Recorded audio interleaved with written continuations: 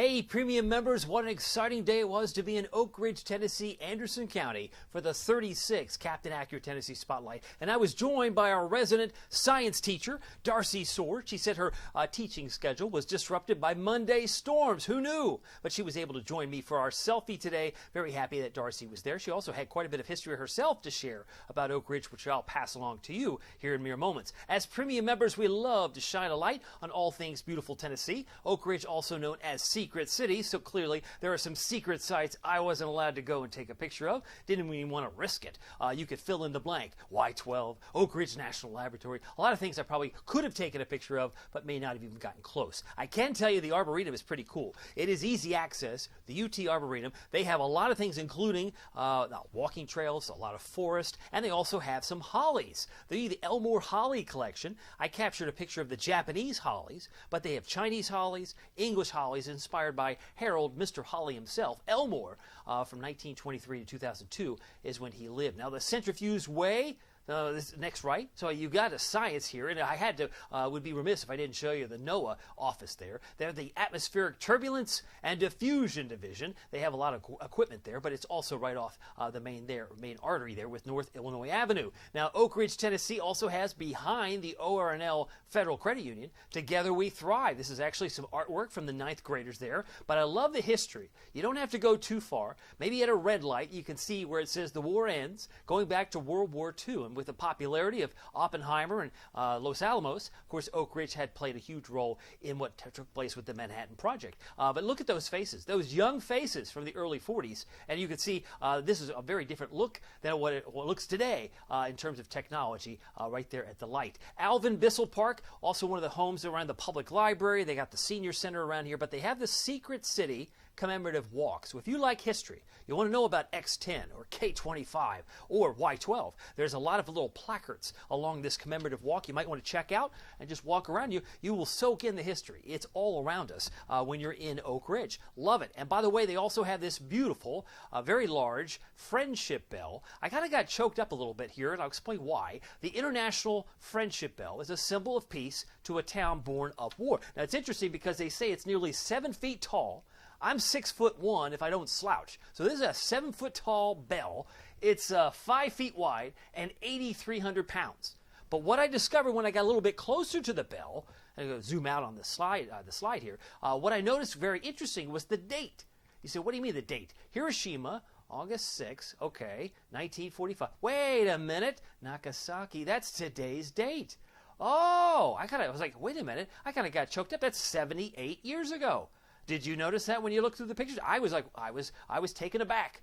I thought, that's pretty cool. I mean, the fact that we are remembering that, but this bell is certainly in place as a friendship bell, but it does commemorate in remembrance of what took place many, many years ago, many decades ago. Oak Ridge High School has that atomic look to it as well. Manhattan Project National Historic Park was established in 2015. But what is interesting, if you're looking for a good Mexican place, because I don't live that far from Oak Ridge, and I can tell you, there are some of us that are coffee snobs, some of us are wine snobs, some of us are salsa snobs. That'd be me. I love salsa. And I'm kind of particular. And if you're particular, check out El Cantarito. It is a hard-to-find place, but it's there if you find it. Maybe you can Apple Map it, Google Map it.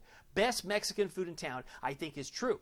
There's nothing really, it's like no frills as far as the decorations, but it's very cool once you get inside. I think you'll love the food. Jefferson Soda Fountain, not fast food, just good food fast. That was kind of fun because I took this picture. This older couple thought it was kind of weird. Why are you taking a picture of us? Anyway, I wasn't aiming for them, but I wanted to kind of highlight Jefferson Soda Fountain. They also have next door the butcher shop. How many of you have been to a butcher shop lately? They got the Angus beef certified. They've got the pork, the poultry, everything you want to check out. The butcher shop. Check it out. It's J&M's Butcher Shop there in Oak Ridge. And oh yes, don't let it escape you.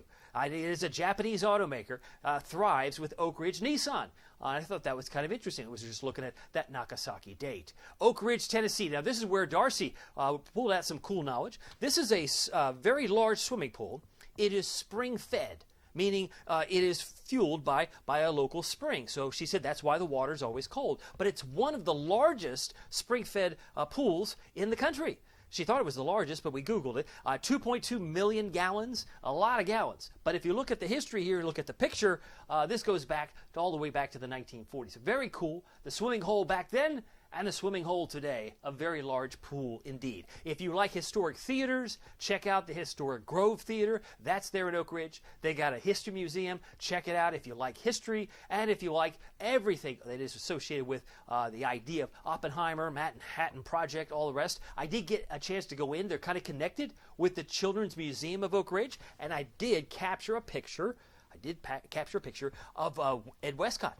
Ed Westcott was the only authorized photographer. So all the pictures that you typically see in textbooks or publications are coming from his camera. So that's kind of cool. If you like to read about Ed Westcott, I'm sure you could Google more about him. Secret Science, I love this because it tells you so much in this museum of what took place. How about the three monkeys? Yeah, what's that say? What you see here, what you do here, what you hear here, when you leave here, let it stay here.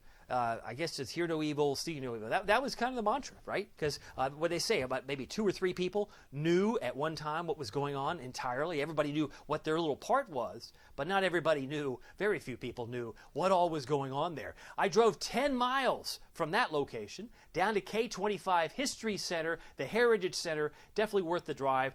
There's a little marker that they're going to have a new future site for the viewing platform at K25. So there's a lot of history, as I mentioned, X10, K25. If it seems confusing, that's one of the cool things about the museum. You can read all about it. Don't forget Jackson Square. That's also a cool place to hang out. Lots of cool little eateries like Dean's Restaurant and Bakery. And around the corner is the Playhouse. They've got some great theater there. But I had a great time at Big Ed's Pizza. You knew I'd go there. But Darcy and I had some pizza.